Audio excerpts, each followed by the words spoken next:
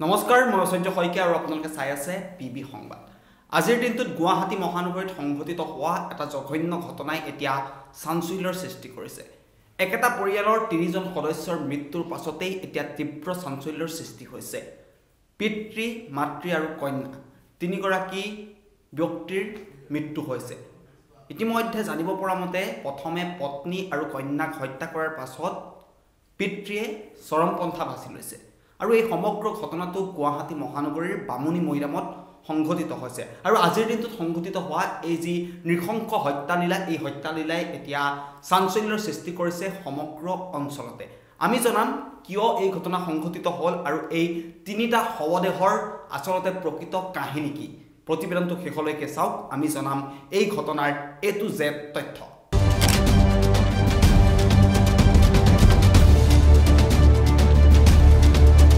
বামুণী মৈদামৰ ৰেলৱে কলনীত আজিৰ দিনটোত সংঘটিত হোৱা যি নৃশংস হত্যাকাণ্ডৰ ঘটনা, সেই হত্যাকাণ্ডৰ ঘটনা আপুনি অৱশ্যেই জ্ঞাত। কিন্তু কিয় সেই ব্যক্তিজনে এই ঘটনাটো সংঘটিত কৰিলে? লোহিত ঠাকুৰীয়া নামৰ যিজন ব্যক্তি, সেই ব্যক্তিজনে কিয় নিজৰ পত্নী আৰু কন্যাক হত্যা কৰিলে? হত্যা কৰাৰ পাছত কিয় নিজেও চৰমপন্থা বাছি ল'বলগীয়া হ'ল? আৰু এই সমগ্ৰ ঘটনাটো এতিয়া ভিন্ন ধৰণৰ মেৰপাকৰ মাজলৈ সোমাই গৈছে। প্ৰত্যক্ষদৰ্শী মতে এই যে সমগ্ৰ হত্যাকাণ্ড, এই হত্যাকাণ্ডৰ সৈতে তৃতীয় পক্ষ জড়িত থকাৰ সন্দেহ প্ৰকাশ কৰা হৈছে। আৰু আমি এইখিনিতে এটা কথা ক'ব লাগিব যে লোহিত ঠাকুৰীয়া নামৰ যিজন ব্যক্তি আৰু তেখেতৰ যিগৰাকী পত্নীগৰাকীৰ নাম হৈছে জুলি ডেকা। মৰিগাঁৱৰ দন্দুৱাৰ বাসিন্দা আছিল জুলি ডেকা। আৰু জুলি ডেকা পূৰ্বতে 12 বছৰ পূৰ্বতে আন এজন ব্যক্তিৰ সৈতে বিবাহ পাশত আবদ্ধ হৈছিল। 12 বছৰ পূৰ্বতে সেই ব্যক্তিজন প্ৰথমগৰাকী স্বামী আৰু স্বামীজনৰ নাম, প্ৰথম স্বামীৰ নাম আছিলে ভাস্কৰ নাথ। আৰু ভাস্কৰ নাথৰ ঘৰ আছিল মৰিগাঁৱতে। আৰু ভাস্কৰ নাথৰ মৃত্যু হৈছিল 12 বছৰৰ পূৰ্বে। আৰু তাৰ পাছতে লোহিত ঠাকুৰীয়া নামৰ ব্যক্তিজনৰ সৈতে জুলি ডেকাৰ চিনাকি হৈছিল। আৰু চিনাকি হোৱাৰ পাছত দুয়ো বিবাহ পাশত আবদ্ধ হৈছিল। আৰু লোহিত ঠাকুৰীয়াই হত্যা কৰা যিগৰাকী নৱম শ্ৰেণীৰ কন্যা ঋত্বিকা ডেকা আছিল লোহিত ঠাকুৰীয়াৰ সতীয়া কন্যা, অৰ্থাৎ জুলি ডেকাৰ পূৰ্বৰ স্বামীৰ কন্যা আছিল ঋত্বিকা ডেকা। নৱম শ্ৰেণীত অধ্যয়নৰত আছিল কন্যাগৰাকী। আৰু সেই কন্যাগৰাকীক লোহিত ঠাকুৰীয়াই হত্যা কৰিছে। প্ৰথমে পত্নীক হত্যা কৰিলে, তাৰ পাছত কন্যাক হত্যা কৰিলে, আৰু তাৰ পাছত নিজেই আত্মহত্যা কৰিলে। চিপ জৰি লোৱা অৱস্থাত লোহিত ঠাকুৰীয়াৰ মৃতদেহ উদ্ধাৰ কৰা হ'ল। আৰু একেটা গৃহতে একেটি পৰিয়ালৰ 3টা মৃতদেহ উদ্ধাৰক লৈ এতিয়া চাঞ্চল্যৰ সৃষ্টি হৈছে। আৰু আজিৰ দিনটোত আপোনালোকে সংবাদ মাধ্যমত দেখি আছে যে একেটা পৰিয়ালৰ 3গৰাকী সদস্যৰ যি মৃত্যু, যি নৃশংস হত্যাকাণ্ড আৰু আত্মহত্যা, এই যি সমগ্ৰ ঘটনা, এই সমগ্ৰ ঘটনাটোৱে চাঞ্চল্যৰ সৃষ্টি কৰিছে। প্ৰকৃততে কি কাৰণত লোহিত ঠাকুৰীয়া নামৰ ব্যক্তিজনে নিজৰ পৰিয়ালৰ সদস্যক হত্যা কৰিলে, তাৰ পাছত কিয় নিজেও আত্মহত্যা কৰিলে, তাক লৈ ভিন্ন ধৰণৰ প্ৰশ্ন উত্থাপন হৈছে। ভিন্নজনে ভিন্ন ধৰণৰ মন্তব্য কৰিছে। সন্দেহ প্ৰকাশ কৰা হৈছে যে এই যি সমগ্ৰ হত্যাকাণ্ড, এই হত্যাকাণ্ডৰ আঁৰত তৃতীয় পক্ষ জড়িত হৈ আছে। এইখিনিতে এটা কথা ক'ব লাগিব, ঋত্বিকা ডেকা নামৰ নৱম শ্ৰেণীৰ যিগৰাকী কন্যা, সেই কন্যাগৰাকীক শাৰীৰিক আৰু মানসিক নিৰ্যাতন চলাই আহিছিল লোহিত ঠাকুৰীয়াই। লোহিত ঠাকুৰীয়াই সতীয়া কন্যা ঋত্বিকা ডেকাক চলাই আহিছিল শাৰীৰিকভাৱে নিৰ্যাতন চলাই আহিছিল। লগতে নিজৰ পত্নী জুলি ডেকাকো নিৰ্যাতন চলাই আহিছিল। আৰু সেই নিৰ্যাতন সহ্য কৰিব নোৱাৰি লোহিত ঠাকুৰীয়াৰ বিৰুদ্ধে গোচৰ ৰুজু কৰিছিল, এজাহাৰ দাখিল কৰিছিল লোহিত ঠাকুৰীয়াৰ পত্নী জুলি ডেকাই। আৰু তাৰ পাছত আৰক্ষীয়ে লোহিত ঠাকুৰীয়াক গ্ৰেপ্তাৰ কৰিছিল। প্ৰায় 1 বছৰ ধৰি লোহিত ঠাকুৰীয়া কাৰাগাৰত আছিল। আৰু কিছুদিন পূৰ্বে জেলৰ পৰা লোহিত ঠাকুৰীয়া ওলাই আহিছিল। আৰু লোহিত ঠাকুৰীয়া ওলাই অহাৰ পাছতেই নিজৰ পত্নীক হত্যাৰ ভাবুকি দি আহিছিল লোহিত ঠাকুৰীয়া। কাৰণ স্থানীয় যিসকল লোক আছে, তেওঁলোকৰ যিসমূহ ওচৰ চুবুৰীয়া আছে, তেওঁলোকে যিধৰণে মন্তব্য কৰিছে, সেই মন্তব্যৰ পৰা জানিব পৰা যায় যে লোহিত ঠাকুৰীয়াই নিজৰ পত্নীয়ে যিহেতু লোহিত ঠাকুৰীয়াক জেললৈ পঠালে, গতিকে তাৰ পুতক ল'বৰ বাবে লোহিত ঠাকুৰীয়াই এই নৃশংস হত্যাকাণ্ড সংঘটিত কৰিলে। আৰু কিছুমান তথ্য আছে আমাৰ হাতত। লোহিত ঠাকুৰীয়া এটা গেৰেজত কৰ্মৰত আছিল। আৰু লোহিত ঠাকুৰীয়াই নিজৰ পত্নী আৰু কন্যাক হত্যা কৰিলে। হত্যা কৰাৰ পাছত নিজেও আত্মহত্যা কৰিলে আৰু চিপ লোৱা অৱস্থাত লোহিত ঠাকুৰীয়াৰ মৃতদেহ উদ্ধাৰ কৰা হ'ল কিয়নো লোহিত ঠাকুৰীয়াক জেললৈ প্ৰেৰণ কৰিছিল নিজ পত্নীয়ে আৰু পস্কো আইনৰ অধীনত আৰক্ষীয়ে লোহিত ঠাকুৰীয়াক গ্ৰেপ্তাৰ কৰিছিল প্ৰায় 1 বছৰ ধৰি লোহিত ঠাকুৰীয়া কাৰাগাৰত আছিল তাৰ পাছত লোহিত ঠাকুৰীয়া জেলৰ পৰা ওলাই আহিছিল কিছুদিন পূৰ্বে জেলৰ পৰা ওলাই অহাৰ পাছতেই লোহিত ঠাকুৰীয়াই বাৰে বাৰে পত্নীক হত্যাৰ ভাবুকি দিছিল আৰু জেললৈ পঠোৱাৰ পুতক লবৰ বাবে লোহিত ঠাকুৰীয়াই এই নৃশংস হত্যাকাণ্ড সংঘটিত কৰিলে কাৰণ লোহিত ঠাকুৰীয়াৰ জিঘাংঘাৰ বলি হৈছিল কন্যা ঋত্বিকা ডেকা নৱম শ্ৰেণীৰ এগৰাকী ছাত্ৰী ঋত্বিকা ডেকা 14 বছৰীয়া এগৰাকী কন্যা ঋত্বিকা ডেকা আৰু ঋত্বিকা ডেকাক পূৰ্বতে লোহিত ঠাকুৰীয়াই শাৰীৰিকভাৱে নিৰ্যাতন চলাই আহিছিল আৰু সেই নিৰ্যাতন পত্নীয়ে সহ্য কৰিব পৰা নাছিল জুলি ডেকাৰ ইতিমধ্যে মই কৈছোৱে 12 বছৰ পূৰ্বে প্ৰথম স্বামীৰ মৃত্যু হৈছিল আৰু প্ৰথম স্বামী যেহেতু ৰেলৱে বিভাগত কৰ্মৰত আছিল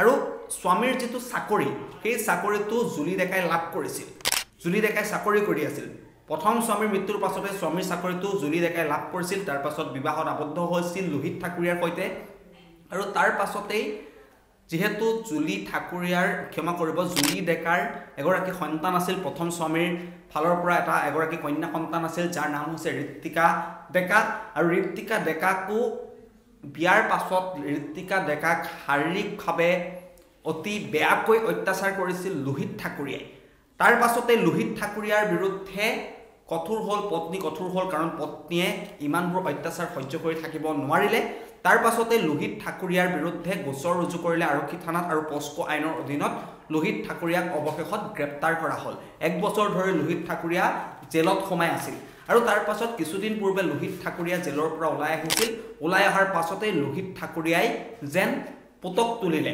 নিজৰ পত্নীৰ ওপৰত পুতক তুলিলে নিজৰ হতিয়া কন্যাৰ ওপৰত পুতক তুলিলে যাৰ ফলত পত্নী জুলি ডেকা আৰু হতিয়া কন্যা ঋত্বিকা ডেকাক হত্যা কৰিলে জুলি ডেকাৰ বয়স প্ৰায় 42 বছৰ আৰু ঋত্বিকাৰ বয়স হৈছে 14 বছৰ নৱম শ্ৰেণীত অধ্যয়ন কৰি আছিল ঋত্বিকা ডেকা আৰু সেই ঋত্বিকা ডেকা আৰু জুলি ডেকাক হত্যা কৰিলে আৰক্ষীয়ে ইতিমধ্যে তদন্ত অব্যাহত ৰাখিছে তিনিওৰে মৃতদেহ উদ্ধাৰ কৰিছে কাৰণ লোহিত ঠাকুৰীয়াও আত্মহত্যা কৰিছে লোহিত ঠাকুৰীয়াৰ মৃতদেহ চিপ লোৱা অৱস্থাত আৰক্ষীয়ে উদ্ধাৰ কৰিছে আৰু এই যে হত্যাকাণ্ড এই হত্যাকাণ্ডত সংঘটিত হোৱা বিভিন্ন ধৰণৰ সামগ্ৰী অস্ত্ৰ-শস্ত্ৰ আৰক্ষীয়ে উদ্ধাৰ কৰিছে কিন্তু স্থানীয় লোকে কিছু মন্তব্য কৰিছে যে এই যে সমগ্ৰ ঘটনা সমগ্ৰ যে হত্যালীলা এই হত্যালীলাৰ আঁৰত নিশ্চিতভাৱে তৃতীয় পক্ষ জড়িত আছে কাৰণ লোহিত ঠাকুৰীয়াৰ কথা সকলোৱে জানে লোহিত ঠাকুৰীয়া উগ্ৰ স্বভাৱৰ মানুহ আছিল প্ৰায় পত্নীৰ সৈতে কাজিয়া কৰিছিল নিজৰ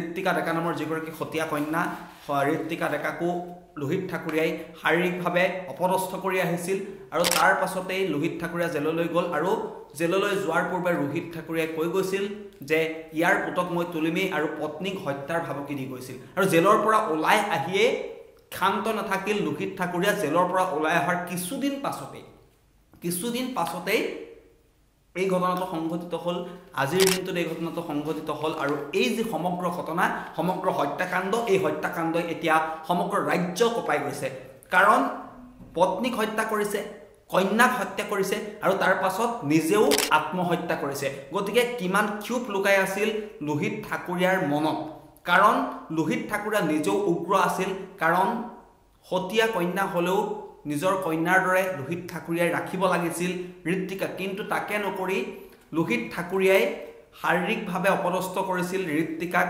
যৌন নিৰ্যাতন চলাইছিল ঋত্বিকা ডেকা নামৰ নৱম শ্ৰেণীৰ যিগৰাকী ছাত্ৰী সেই ঋত্বিকা ডেকাক নিৰ্যাতন চলোৱাৰ পাছত জেললৈ গৈছিল আৰু যিগৰাকী জুলি ডেকা 42 বছৰীয়া যিগৰাকী পত্নী জুলি ডেকা মৰিগাঁৱৰ বাসিন্দা আছিল আৰু সেই মৰিগাঁৱৰ দন্দুৱাৰে ভাস্কৰ নাথ নামৰ এজন ব্যক্তিৰ সৈতে পূৰ্বতে বিবাহ পাশত আবদ্ধ হৈছিল আৰু 12 বছৰ পূৰ্বে ভাস্কৰ নাথৰ মৃত্যু হৈছিল আৰু সেই মৃত্যুৰ পাছতেই লোহিত ঠাকুৰীয়াৰ সৈতে জুলি ডেকা চিনাকি হৈছিল চিনাকি হোৱাৰ পাছত দুয়ো বিবাহ পাশত আবদ্ধ হৈছিল আৰু তাৰ পাছতেই তেওঁলোকৰ সংসাৰত আউল লাগিছিল হতিয়া কন্যা ঋত্বিকাক যৌন নিৰ্যাতন চলাবলৈ আৰম্ভ কৰিছিল লোহিত ঠাকুৰীয়াই আৰু তাৰ পাছতেই লোহিত ঠাকুৰীয়াৰ নিৰ্যাতন সহিব নোৱাৰি আৰক্ষীৰ কাষ চাপিবলৈ বাধ্য হৈছিল পত্নী জুলি ডেকা যাৰ পৰিণতিত লোহিত ঠাকুৰীয়াক আৰক্ষীয়ে গ্ৰেপ্তাৰ কৰিছিল জেলৰ পৰা ওলাই অহাৰ পাছতেই লোহিত ঠাকুৰীয়াই নিজৰ পত্নী আৰু